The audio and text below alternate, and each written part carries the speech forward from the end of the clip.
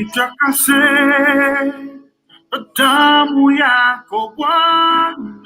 Ladies and gentlemen, when it's Tuesday, it's the Raw Leadership Talk. And I'm glad to be here today with Dr. Paul Kariuki, all the way from Durban, South Africa, ready to bring to you this candid discussion on leadership and governance.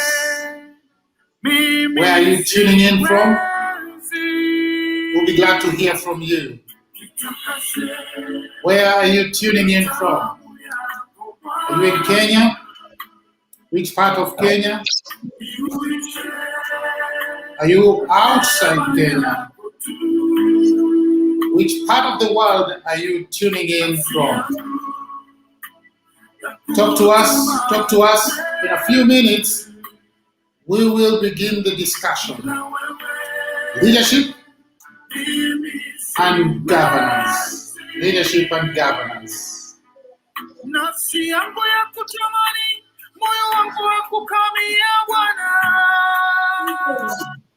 The Raw Leadership Talk is coming to you live from Nairobi, brought to you by the Africa Center for Public Speaking. Where are you tuning in from? You don't want to miss this discussion today.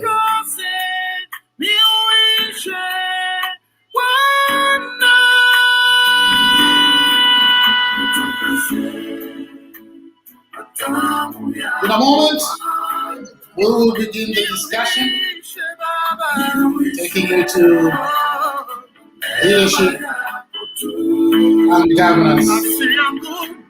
To hope the music is soothing your soul, even as you get ready for this reflective discussion today.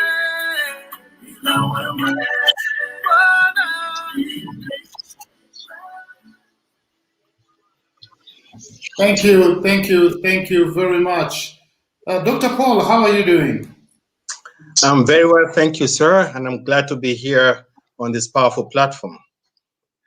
We are glad you are here too, and we've been looking forward to this wonderful day for this particular discussion on leadership and governance on this third week of the month of June. So maybe you may want to introduce yourself, and we'll dive right into the discussion of the day. All right, thank you so much, Brother Dan. My name's again is Paul Kariuki.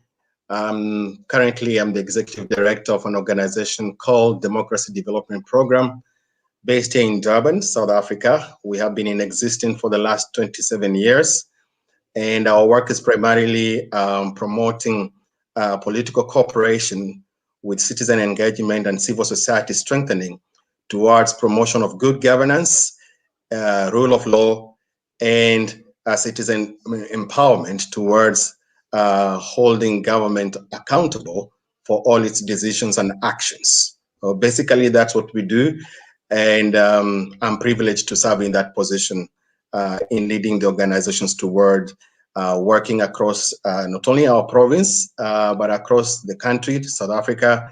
And in the last 3 years, we've now managed to get into the SADC region, serving through partnerships in 7 countries.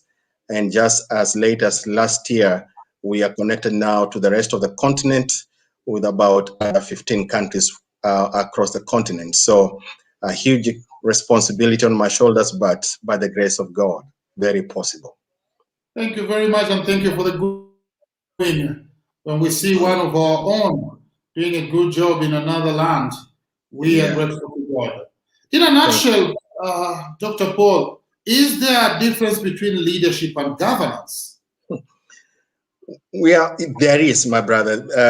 They look the same, but I would like to start by saying they are the faces of the same coin. On one part, it's leadership. On the other face, it's what I would call governance. So in leadership, one of my key mentors over the years, Dr. John Maxwell, described it as influence and no more or nothing less.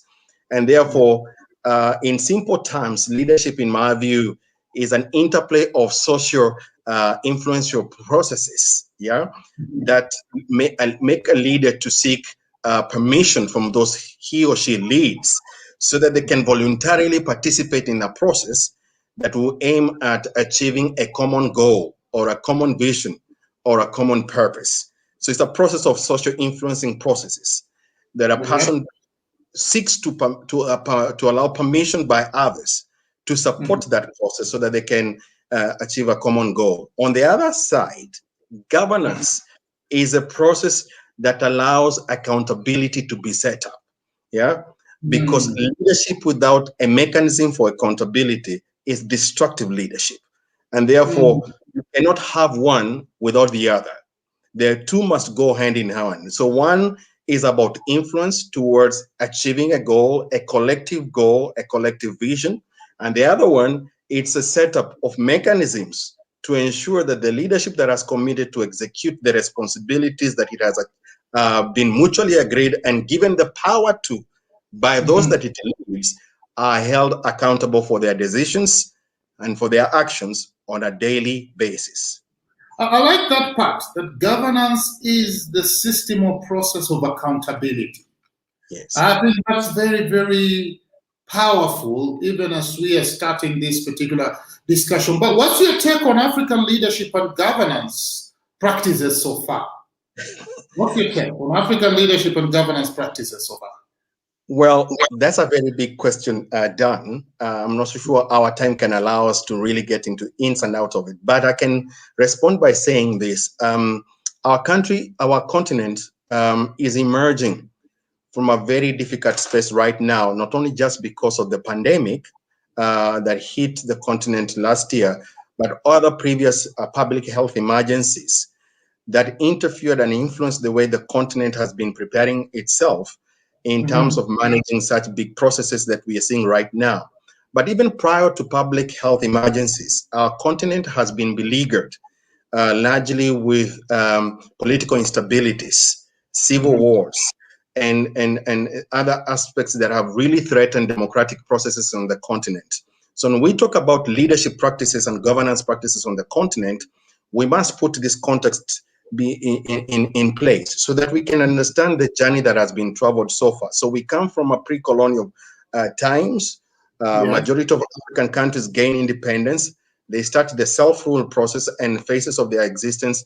What we have seen in the last decade, post the independent, aside from the younger countries that are coming to independence like South Sudan lately, majority of African countries have had a phase of moving from the revolutionary power that made it possible to gain self-independence from the colonial rule. But after that process, the establishment of democratic processes that will enable effective governance and leadership that appreciates public participation, those parameters have been set up. However, in the last decade or so, we have seen an erosion or a deviation, if I may say so, from those core principles that established effective governance and proper democratic processes, especially the observation of the Constitution and the rule of law.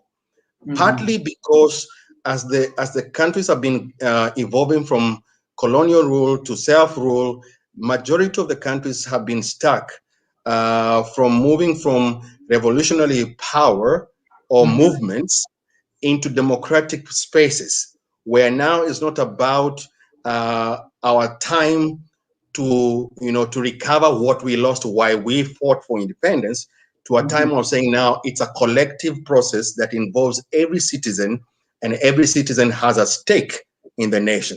And so our leadership, Quagmire, has come to that kind of a place, the transitioning from revolutionary power to democratic processes has been beleaguered by the tensions between private interests, whether be they of individuals or political elite, to national processes that allow collective participation in leadership and democratic processes. That tension has not been managed properly, in my view.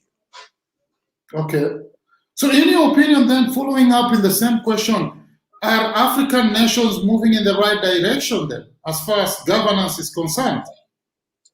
Are we in the right direction? Are we in the right trajectory? it's very hard to say a singular answer about that question because, again, the context is very important here.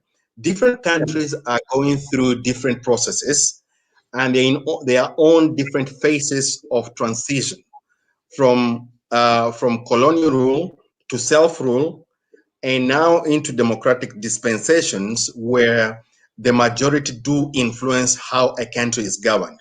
So I can safely say there are signs of good movement towards stable democratic processes. However, there is still a majority of countries on our continent that are still stuck in the transitional phases, which has led to what we've just been seeing lately: increased military coups, for example, because of jostling for power, political power. We have seen increased demonstrations, civic demonstrations in countries where there is a greater disaffection from citizens toward their own governments because of poor public delivery of services, and two, shrinking civic space that allows freedoms of speech and freedoms of expression and other civil liberties that are allowed by constitutions, and very lately seeing a disregard of the rule of law. In Africa, thank you for that.